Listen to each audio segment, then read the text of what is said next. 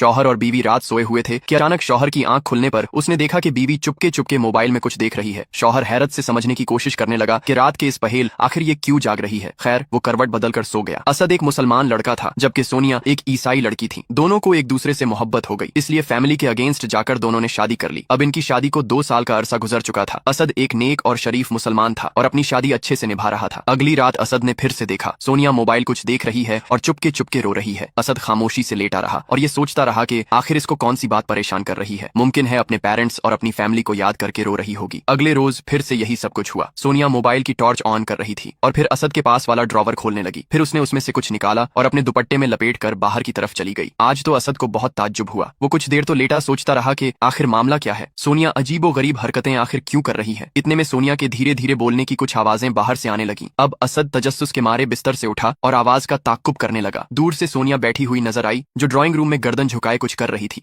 असद तजस्सुस के मारे आगे बढ़ा तो क्या देखता है कि सोनिया कुरान पाक खोले और साथ में मोबाइल पर ऑडियो लगाए पढ़ने और समझने की कोशिश कर रही है। अरे ये क्या है, ये तुम क्या कर रही हो। खुशी और हैरत से असद बोल उठा। सोनिया कुछ घबराती हुई बोली, वो मैं कुरान समझने की कोशिश कर रही हूँ। असद मुतमईन सा गौर से उसको देखता रहा और फिर बोला, रात के इस वक्त। सोनिया बोली, जी असल में इस वक्त खामोशी होती है ना, और सुकून भी तो ज्यादा अच्छे से बात समझ में आती है। लेकिन तुम्हें ये कुरान पाक पढ़ने का शौक कैसे हुआ। इस पर सोनिया बोली, जब से मैं आप जैसे अच्छे इंसान से मिली हूँ और फिर शादी के बाद जब मैंने आपका अच्छा अखलाक और अच्छा रवैया अपने साथ देखा, तब से मैंने सोचा इतने अच्छे इंसान का दिन भी यकीनन बहुत अच्छा होगा। मुझे आपके दीन के बारे में जानना चाहिए और खुद से समझना चाहिए ताकि मैं भी आपकी तरह बन सकूं। असद खुशी से मुस्कुरा रहा था। अच्छा, तो इसलिए आप दुपट्टे में लपेटकर दराज से कुरान पाक ले जा रही थी। लेकिन सोनिया मुझे ये समझ में नहीं आया कि आप आखिर क्यों रोती रहती है। असद के इस सवाल को सुनते ही सोनिया रो पड़ी और बोली, वो इस रुक जा बेटा, अगर तू भी एग्जाम में पास होना चाहता है तो हो जाएगा, लेकिन तुझे मेरा एक काम करना होगा। इस वीडियो को एक लाइक और चैनल को सब्सक्राइब करना होगा और 4 सच्चे दोस्तों को शेयर करना होगा और जाते जाते कमेंट बॉक्स में अल्लाहू अकबर जरूर से लिख। लिए कि इतनी उम्र गुजार दी मैंने इस खूबसूरत दीन के बगैर, क्या ही बेहतरीन है कुरान पाक, सच्चा और हक वाला। बहुत देर से यह बात मुझे समझ में आई। असद मैं चाहती हूँ कि हमारे बच्चे भी आपके दीन की राह पर चलें ताकि वो भी आपकी तरह अच्छे इंसान बन सके। असद आसमान की तरफ नजर उठाकर अपने रब का शुक्र अदा करने लगा कि अल्लाह तेरा शुक्र है कि तूने मेरी बीवी को हिदायत अता कर दी, तूने मेरी दुआ को कबूल कर लिया। या अल्लाह तेरा हम पर बड़ा करम हो गया। असद की आंखों से मुसलसल आंसू बहते जा रहे थे और वो अपने रब का शुक्र अदा कर रहा था। या अल्लाह दीन इस्लाम पर तू हमें इस्तकामत देना और हमें खात्मा भी ईमान के साथ अता करना। फिर वो खुशी खुशी सोनिया की मदद करने लगा, उसको कुरान पढ़ाने और समझाने लगा। सोनिया गौर से समझने की कोशिश करने लगी और इस तरह से एक बोझ जो दोनों के दिलों पर था वो हमेशा के लिए दूर हो गया। यकीनन मेरी फैमिली को भी अब कोई एतराज नहीं होगा। मेरी शादी से वो ये सोचने लगा और दिल ही दिल में मुस्कुराने लगा। सुभान अल्लाह, कुरान ने कहीं गैर मुस्लिम लोगों की जिंदगी बदल दी है, पर